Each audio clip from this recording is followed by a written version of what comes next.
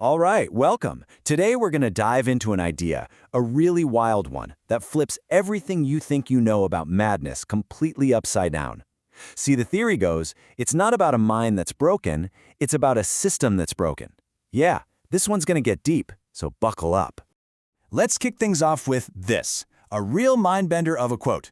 The idea here is that maybe, just maybe, things we see as total opposites, like order and chaos or dawn and sunset, are really just different views of the same thing. It's the perfect way to set the stage for where we're headed. Okay, now here's the absolute key to this whole thing. It comes from the Ghanaian Twi language. The word for madness is abdam, and it doesn't mean what you'd think, like a broken mind or something. No, it literally translates to break the dam. Just hold on to that image. A dam breaking. It's the central metaphor for everything we're about to unpack. So right, if madness isn't a broken mind, then what on earth is it? Well, this is where it gets interesting. The theory we're exploring suggests that madness wasn't born from, total chaos. It was actually born from the complete opposite, a world of perfect, unbending, rigid order. Let's dig into that. So this right here, this lays out the core idea perfectly. See, in this view, madness isn't just random, wild chaos. It's something very specific. It's a single, precise break from the pattern. Imagine an entire line of soldiers is ordered to turn left. The one guy who turns right, he's the mad one. Or if all spirits are commanded to bow, the one spirit that remains standing, that's the act of madness. And okay, so what happens when someone does that? What's the system's knee-jerk reaction to this one tiny act of defiance? It's swift and it is harsh. Isolation, right? The person who doesn't conform is treated like a bug in the software, a threat that has to be quarantined. And that simple pattern, one person deviates and the system comes down on them hard, that is the key to this entire concept. All right, so now that we have the theory down, let's see how this exact pattern, this idea of breaking the dam, is basically hardwired into some of the oldest, most fundamental stories we have. And we're going to start at the very beginning, creation itself. So just think about it for a second. In the Genesis story, everything is created in these nice, neat pairs, right?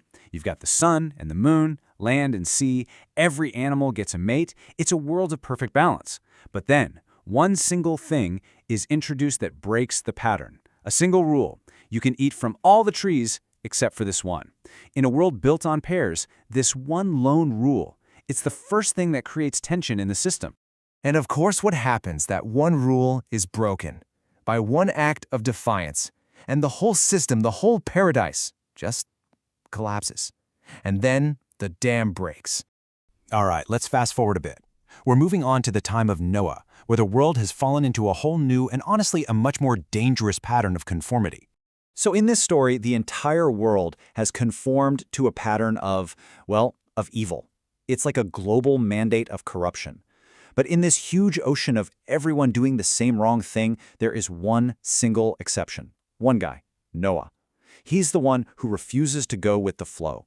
And the result of that one man's deviation, a flood that literally reshapes the entire planet. You can't get more literal than that. The dam breaks.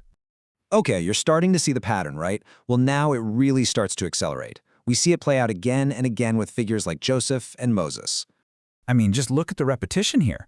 You've got a system of 12 brothers, supposedly equal, but it's broken when the father favors just one. You have a global pattern of starvation, but it's broken when one man has the answer. A horrific mandate to kill all the baby boys, broken when one mother decides to defy it. And the results? They're always massive, world-altering things. We're talking betrayal, slavery, the salvation of entire nations, the 10 plagues of Egypt, the birth of a new nation. It's the same thing every time. A single person breaks the pattern and the dam breaks. And it just keeps going. The pattern continues with heroes like Samuel and David, and at this point that theme of one versus the crowd becomes impossible to ignore. Think about it. The entire nation has fallen into this pattern of divine silence until one boy hears a voice. A whole army is paralyzed, conforming to a pattern of absolute terror in front of a giant until one boy steps up with nothing but a sling and shatters that fear. And that one act of courage, it leads to the fall of giants, the crowning of kings. A whole new era kicks off, all because the dam breaks. Okay, so we've seen this pattern of so-called madness play out over and over and over again, right? One person deviates from the group and boom, the dam breaks. Well, now the whole story takes this really fascinating twist. What if the divine powers that be, after seeing this pattern repeat itself throughout history, after seeing this powerful law of social physics in action, what if they decided to test the theory themselves, to run the ultimate experiment, to intentionally become the one who stands against the many, just to see what would happen? So the plan, according to this theory, is to systematically break every single established pattern. The people are expecting a king, a soldier. Nope.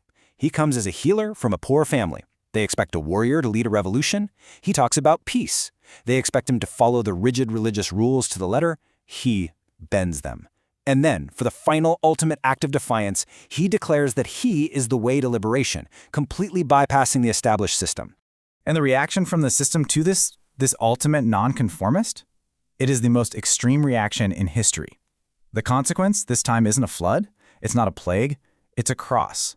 And this theory proposes that this final act of defiance, this is when the dam breaks so completely, so powerfully, that it literally fractures time itself, splitting all of history into before and after.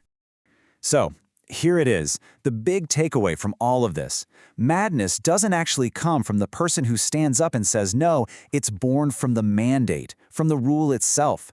The very act of trying to force a huge group of people to conform to one specific pattern, that's what creates the tension. That's what builds the dam. And sooner or later, someone is always going to come along and break it. And that leaves us with one last, kind of personal question, doesn't it? I mean, yeah, these are epic stories about world-changing figures, but this same pattern, it plays out every single day, in our jobs, in our families, in our friend groups. So the question is, for better or for worse, what happens when you're the one who breaks the pattern, when you're the one who stands?